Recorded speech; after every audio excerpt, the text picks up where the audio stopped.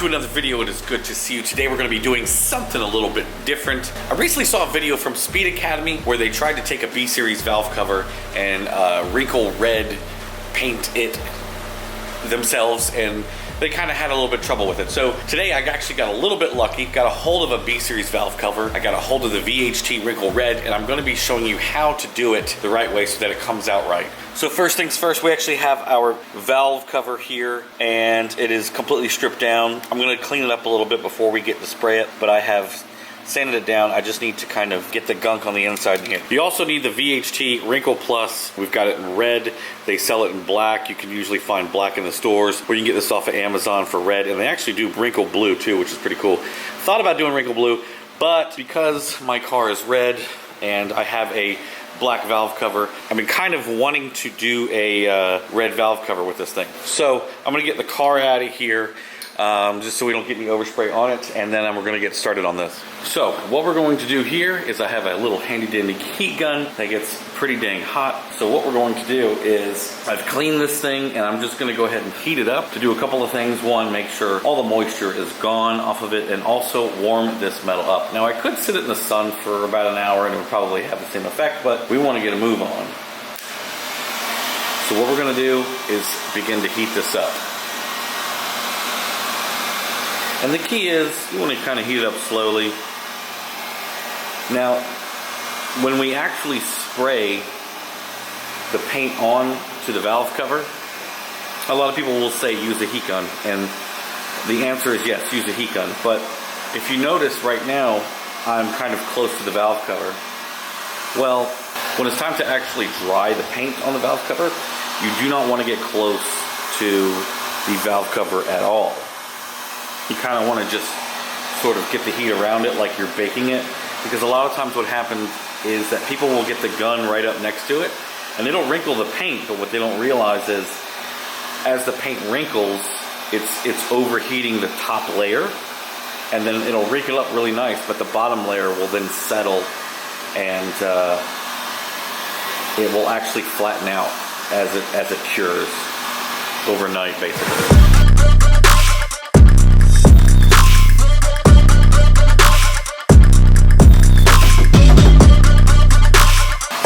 Doing is we're actually heating it up so that we can go ahead and get the surface nice and warm so that when the paint does hit it, it sticks to it and it doesn't run.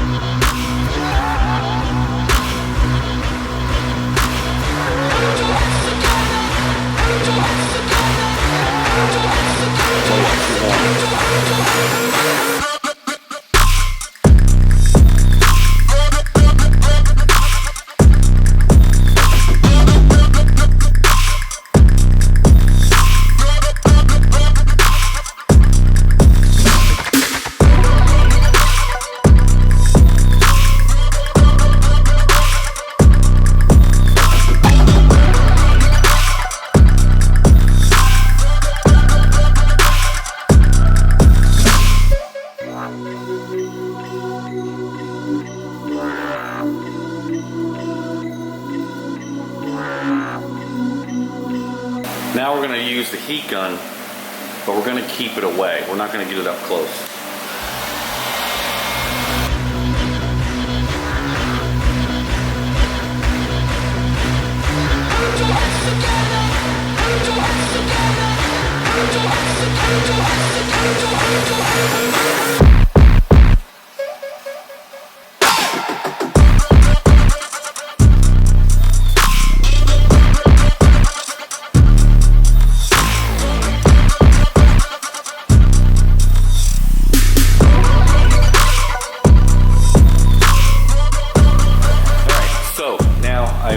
Heated it up around, you can start to see that the wrinkle is happening. It's coming out amazing. It's looking really good. Now, what I'm gonna do is gonna go sit it out in the sunlight and let it finish curing, and it should give it a nice deep dry. So as of right now, it's starting to wrinkle up, it's starting to look good, but it is definitely not dry. So I'm gonna go ahead and roll it out to the sunlight and we'll take a look. Alright, so we just dropped this guy out in the sunlight. My God, look at that. That is coming out clean. Now, of course, I would have preferred a B16 Type R with the Honda emblem, but this is technically a GSR valve cover. So once it's completely cured and dried, obviously I'm going to sand down the Honda and the DOHC VTEC. But we're just going to let this sit out here for maybe an hour or two and let it dry. Okay, guys, I'm a little sweaty and cooking from the heat and everything.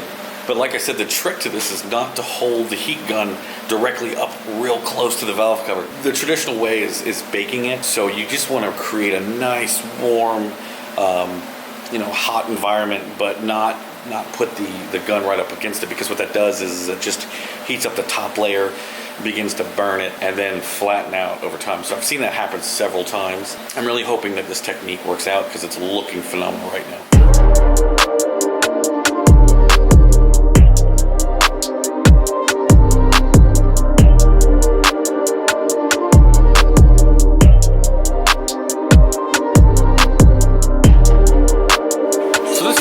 Florida, you set your valve cover outside to dry, in the sun, but rain clouds are coming.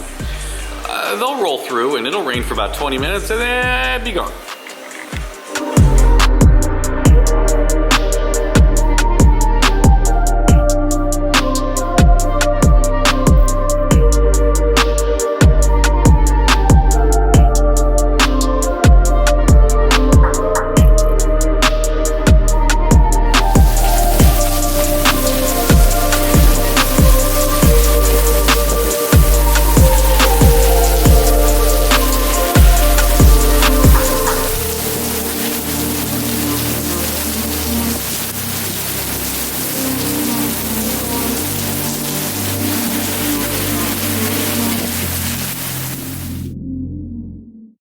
Obviously in the camera this thing looks bright orange almost compared to this thing, but to the naked eye it is a little more red. Now it is not as dark as the OEM red valve cover. This can is never going to give you that specific color, but damn if it doesn't look good, especially in person. Once we maybe get it into the engine bay or on the engine, I think it'll look really good. I'm letting it cool to the fan right now, so it should be ready very shortly. However, this video has been sponsored by Basla.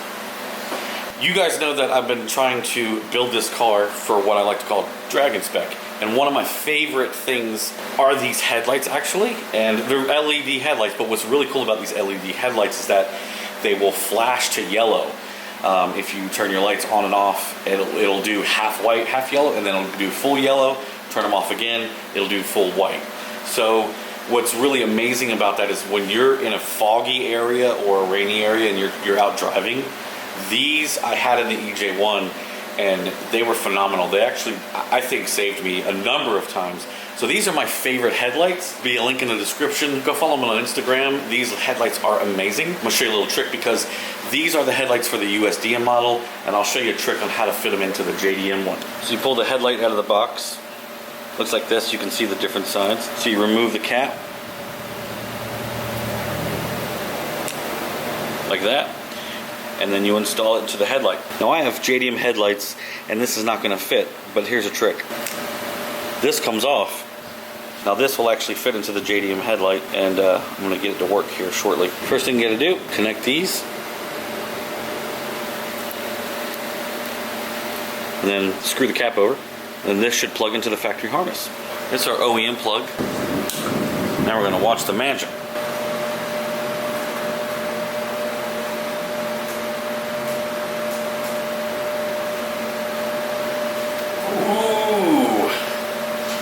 Is that not cool? What I'll do is I'll re-flip them on.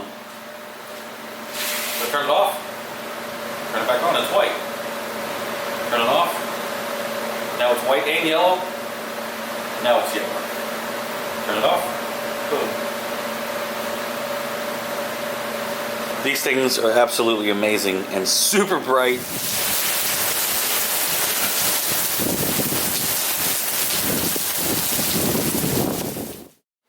So we got the valve cover all dry, taped up and ready to go so that we can use the Dremel to take off the red off of the Honda Motor Company and DOHC VTEC. So let's get started.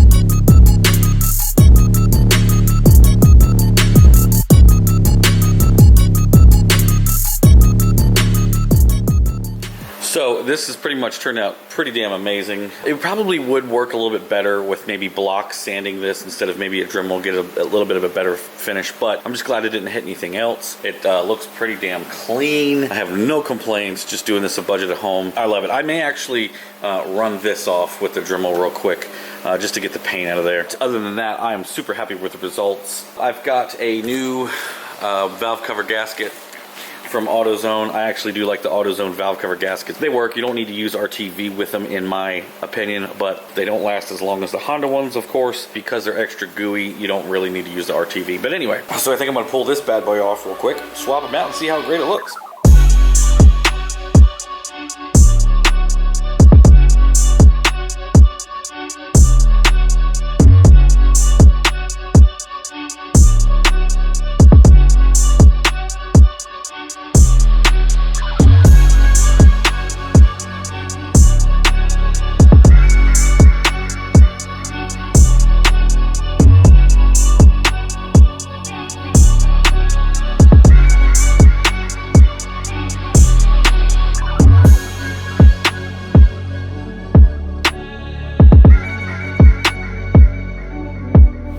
Of course, with our fresh valve cover gasket, we have fresh new grommets.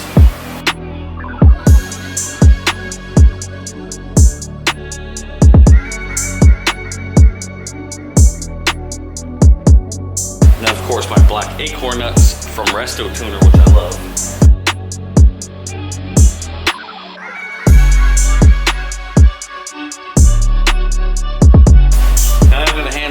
Because I like to know how it feels by hand.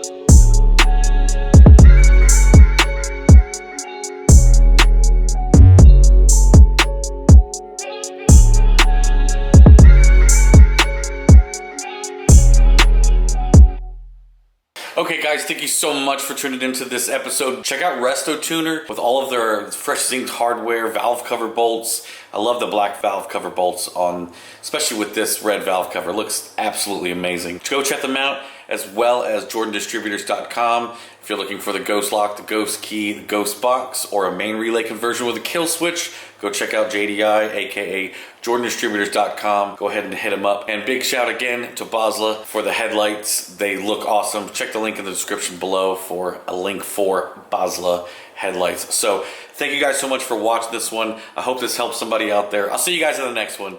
Peace out. Keep living your dreams.